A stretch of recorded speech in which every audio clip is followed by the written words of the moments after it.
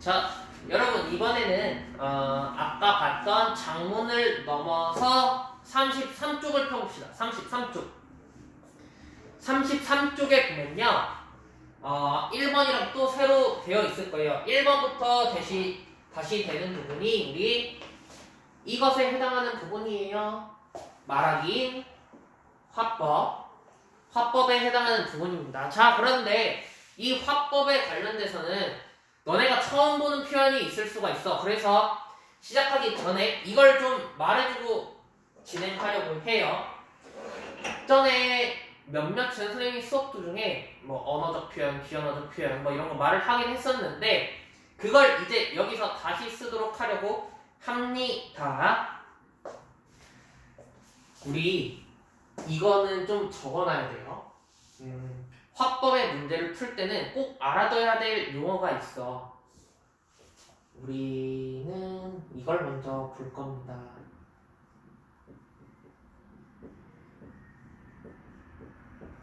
언어적 표현이라는 게 뭔 말이냐면 진짜 말이 갖고 있는 그 내용, 그 의미 그 자체예요.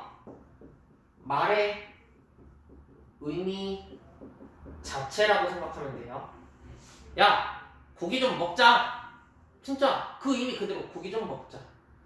고기 좀 먹자라는 말 자체, 그 글 자체를 언어적 표현이라고 합니다. 우리 언어적 표현 말고요. 대화를 할 때는 두 가지 정도를 더 쓰게 되는데 첫 번째는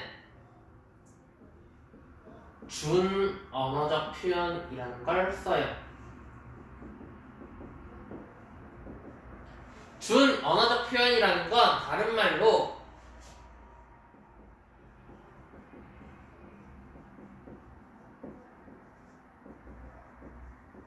반언어적 표현이라고 합니다. 반언어적 표현.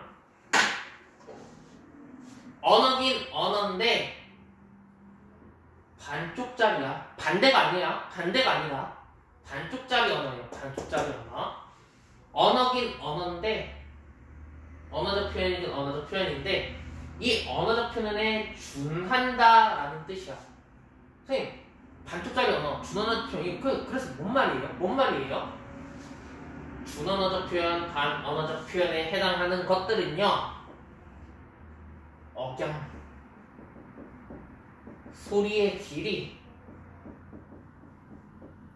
높낮이와 같은 것을 말합니다. 준언어적 표현에 뭐가 있다고? 억양, 소리의 길이, 높낮이. 그쵸? 그래서 눈 의미가 각각 다르다고 하잖아요. 가가 사투리도 섞여 있긴 하지만 가가와 같은 억양, 길이와 같은 걸 통해서 그 아이가 그 아이니? 라고 물어보는 의미도 나타내죠. 의미를 나타낼 때 억양, 소리, 길이 이런 것도 다 포함이 돼 있었습니다. 마지막 세 번째, 비언어적 표현이라는 게 있어요. 비언어적 표현이라는 건 뭔 말이냐면 언어적 표현이 아니다라는 거야. 언어적 표현이 아니다. 언어적 표현 아닌 거 뭐가 있는데요? 대표적인 거 말하는 사람들의 몸짓, 손짓, 고개를 끄덕임과 같은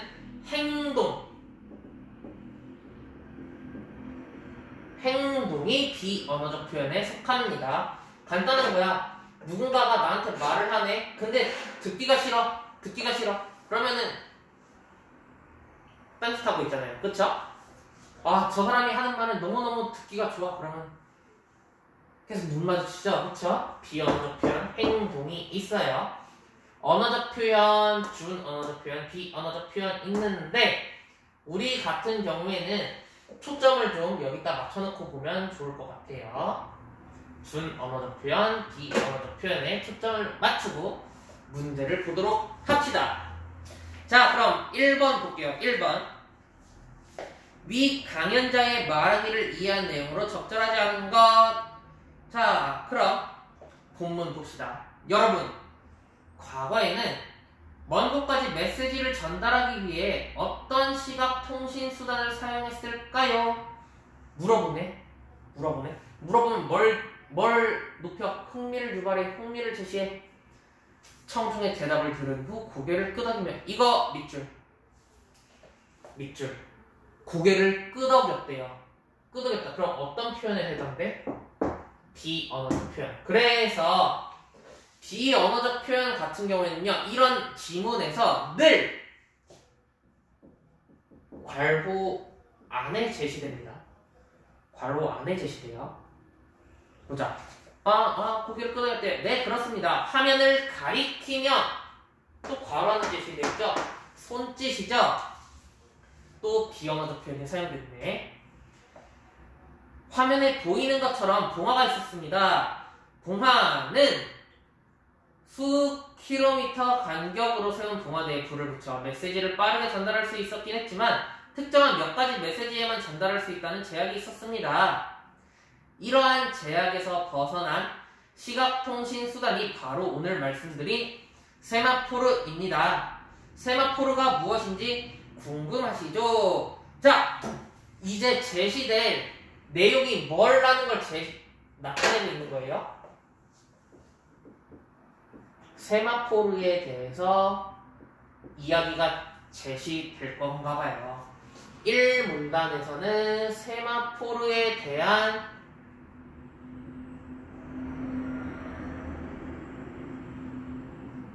내용을 제시하려고 하네요. 그쵸? 먼저 뭐가 있었는데 이 세마포르에 대한 내용이 나오기 전에는 봉화가 있었고 후에 세마포르에 대한 내용을 제시하려고 합니다. 두 번째 문단 봅시다. 1792년 프랑스에서 발명된 세마포르는 세마포르 동그라미 다양하고 구체적인 메시지를 먼 곳까지 전달할 수 있는 획기적인 시각통신 수단이었습니다. 그렇다면 세마포르는 어떤 방식으로 메시지를 전달했을까요? 또 그래프킨의 비언어적 표현. 이 화면은 세마포르에 쓰인 탑의 구조를 나타내는 겁니다. 탑의 구조는 매달려 있고요. 로마자 숫자의 의미를 갖는 것입니다. 청중의 표정을 살핀데 또 비언어적 표현 나왔죠? 여러분의 표정을 보니 잘 이해하지 못한 것 같네요. 자, 여기에 제시된 예를 보시죠. 자, 그럼 두 번째 문단에서는요, 세마포르에 대한 설명을 하고 있죠. 본격적인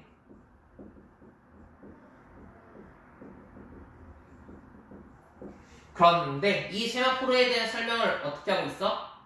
어떠한 구조를 가졌는지,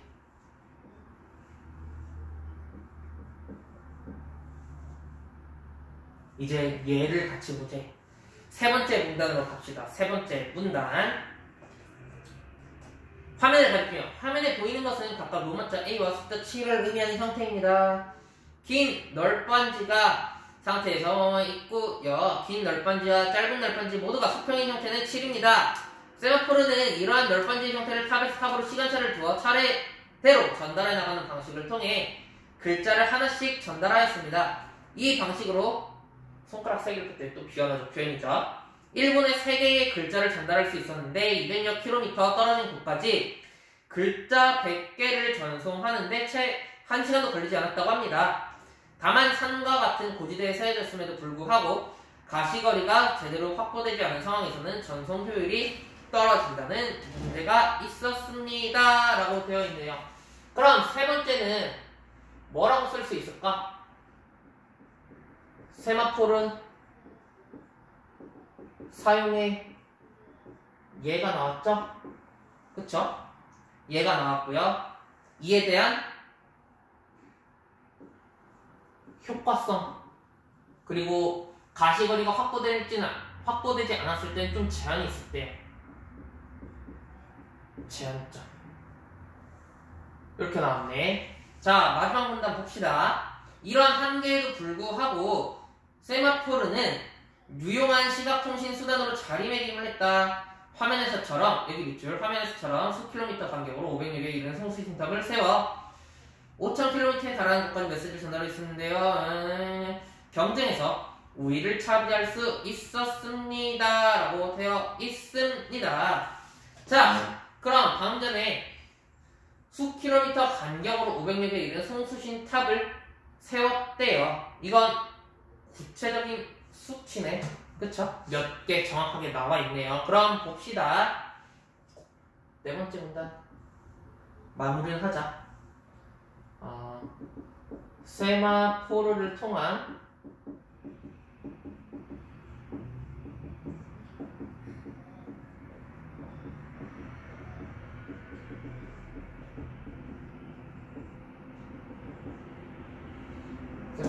상과의 경우에서 유리한 고지를 선정한 프랑스 정도로 말할 수 있겠네.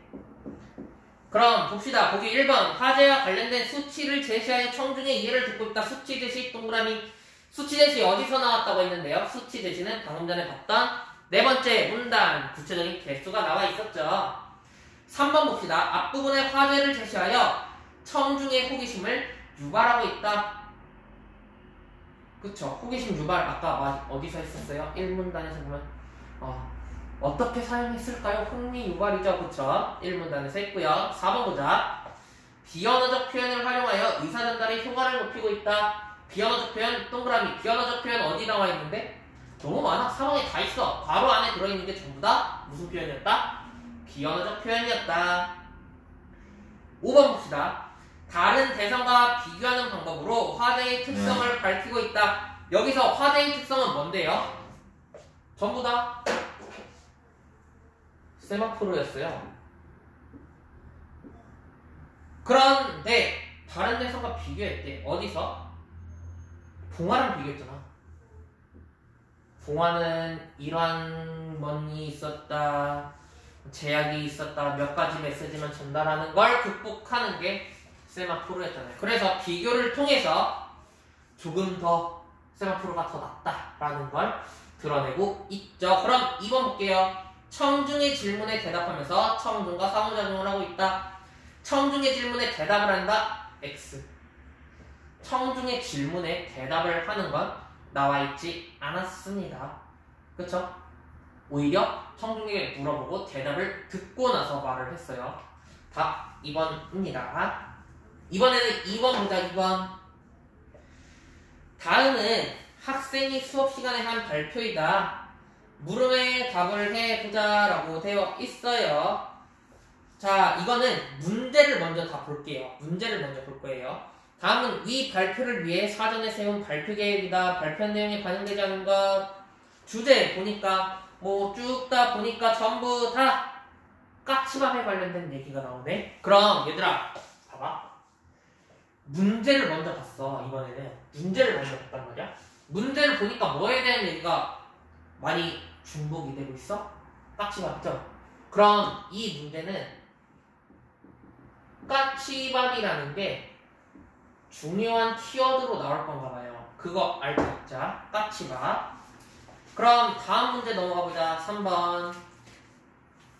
위 발표에서 학생이 자료를 활용한 방식에 대한 설명으로 가장 적절한 것은 이것도 보니까 까치밥에 관련된 얘기인 것 같은데 기억을 제시하고 니은을 제시하고 뭐를 하기 위해 뭘 제시하고 뭘 제시하고 이런 게 나와 있네. 그럼 그 기억, 니은, 디귿들이 각각 무엇을 나타내는지 한번 보고 있으면 되겠네요. 그럼 갑시다. 본문. 안녕하세요. 제가 사진을 하나 보여드리겠습니다. 기억 사진인데 무슨 장면일까요? 또 비언어적 표현 나오네요. 네, 맞습니다. 감나무 꼭대기에 감이 하나 달려있는 장면입니다. 그런데 감나무에 왜 감을 하나만 남겨두었을까요? 대답을 듣는데요. 네, 예로부터 우리 조상은 감을 수확할 때 까치와 같은 날짐승이 겨울이에요. 겨울 동안 먹을 수 있도록 감을 다 따지 않고 나뭇가지에 몇 개 남겨놓았습니다. 손가락으로 가리키면 이것을 까치밥이라고 합니다. 까치밥과 관련된 문화에 대해 지금부터 발표하려고 합니다. 라고 되어 있어요. 까치밥은 우리 조상들이 까치를 질조로 여겼기 때문에 생겨났습니다. 까치가 울면 반가운 손님이 온다는 말이 있듯 까치가 좋은 소리를 그래서 수확때가 여기 밑줄 수확때가 되면 까치들에게 고마움의 뜻으로 열매를 남겨두어 겨울에도 까치들이 굶주리지 않게 했는데 이것이 부더적 까치밥 풍습이 된 것입니다. 라고 나와 있습니다. 그 다음에 그 중에서 감이 대표적인 카피바이 된 이유는 감나무가 높이 자라 감을 따기 힘들기 때문이기도 하지만 감의 수확 시기가 새들이 먹이를 구하기 힘들어지는 시기와 맞물리기 때문입니다. 이처럼 까치밥 문화는 마음의 여유를 지니면서 주변을 돌보며 살았던 여기 우리 조상들의 공동체 정신과 배려를 나타낸다. 자, 그럼 첫 번째 기억 사진은 뭐였는데요? 감사진이었어요.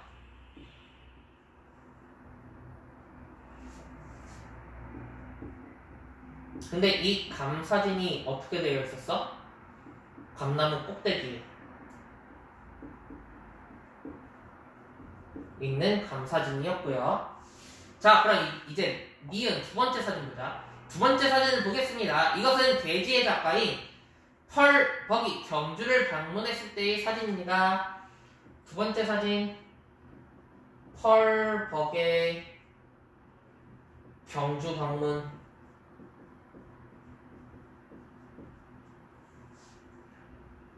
이때 펄벅은 까치밥을 보고 따기 힘들어 그냥 두었나요? 라고 물었다. 겨울 새들을 위해 남겨둔 것이다. 라는 기자의 설명이 바로 그거예요. 라고 찬성을 내질렀다. 이후에 펄벅은 살아있는 갈대라는 작품에서 날짐승에까지 배려한 한국인의 고운 마음에 감동을 받았다고 했습니다. 이처럼 외국인의 눈에도 아름다운 까치밥 문화는 아름답게 보였습니다. 이거 밑줄 긋자. 외국인의 눈에도부터 아름답게 보였습니다. 자, 그런데 얘들아, 하지만에다 셈 한번 쳐볼까요? 하지만 현대에 와서는 까치밥 문화가 사라지고 있대. 너무 일이 바쁘다라는 이유로 자신의 일만 중요시해 다른 사람을 관심도 없어요. 공동체 정신이 사라지면서 까치밥 문화도 사라지고 있다. 디귿, 콩, 새, 알이라는 시에서 디귿 이번에는 콩, 새, 알 이라는 시에서 농부는 콩을 심을 때 세 알씩 심는다고 했다. 하나는 하늘의 새, 하나는 땅속 벌레, 하나는 사람이 먹기 위해래요. 하늘, 새, 그 다음에 땅속 벌레, 그 다음에 사람. 세 가지. 그쵸? 세 가지. 생계수단인 농사를 지으면서도 새와 땅속의 벌레까지 생각하는 바로 이것이 까치밥 문화의 공동체 정신이다. 공동체 정신이 사라지고 있는 요즘 여기부터 밑줄 주성들의 아름다운 까치밥 문화의 의미를 다시 설려야 할 것이다. 지금 까치밥은 그럼 전부 다 뭐에 대해서 나타내고 있는 거야? 함께 어울려 다니는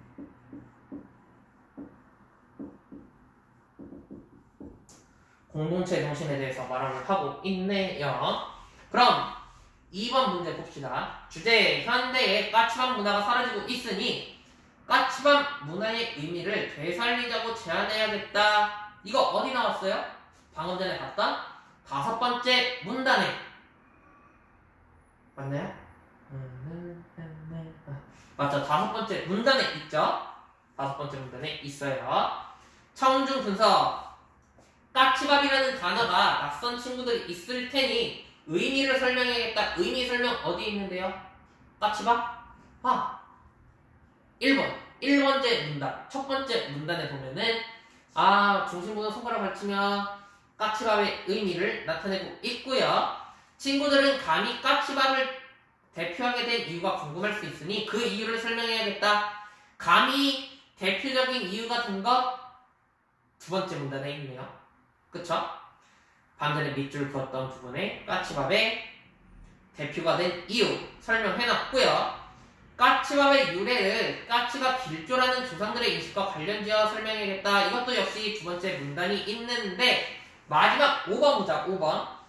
까치밥에 대한 개인적 경험을 제시하여 중심화제에 대한 공감을 이끌어낸다. 개인적 경험? 틀렸죠? 개인적 경험. 개인적 경험은 드러나 있지 않았습니다. 답은 그래서 5번이 되었네요. 그럼 다음 문제로 넘어갑시다. 3번. 위 발표에서 학생이 자료를 활용한 방식에 대한 설명으로 가장 적절한 것은 감나무 찍은 기억. 이거 까치의 식성을 보여주기 위한 거예요. 아니죠? 뭘 나타내기 위해서인데? 뭘 나타내기 위해서였어? 기억은? 그쵸? 까치밥의 의미를 나타내기 위해. 까치밥의 의미를 나타내기 위한 것이었고요. 까치밥에 대한 인식의 변화를 설명하기 위해 인식의 변화? 아니었죠? 인식의 변화는 X였습니다. 그럼 1번, 2번 전부 다 틀렸네. 3번 까치밥의 유래를 설명하기 위해 펄벅이 경주를 방문한 니은 유래를 설명하기 위해 아니었죠? 오히려 니은 같은 경우에는 이건 이제 지울게요. 니은 같은 경우에는 외국인이잖아. 외국인이 감명받은 걸 나타내기 위해서라고 하는 게 더 낫겠죠? 그쵸? 다음 보기 5번으로 넘어갑시다. 까치에 대한 농부의 인식을 보여주기 위해 디귿의 내용을 제시하였다? 농부의 인식인가요? 아니요. 오히려 까치밥 문화의 의의를 강조하기 위해 드러냈다라고 보는 게 더 낫겠네요. 그럼 답은 뭐야? 4번. 니은. 어때요? 지금 전에 풀었던 건 조금 더 쉽지 않았나요? 맞아. 선생님은 개인적으로 장문보다는 화법이 조금 더 너네들이 풀기엔 좀 더 쉬울 것 같아요. 그래서 장문이나 화법이나 전부 다 중요한 건 맞지만 차근차근 가져가자고. 일단 이건 무조건 필수로 알고 있어야 진행될 수 있는 겁니다. 무조건 진행해야 돼요. 이거 비언어적 표현이라는 말은 무조건 알고 있어야 되는 거고요.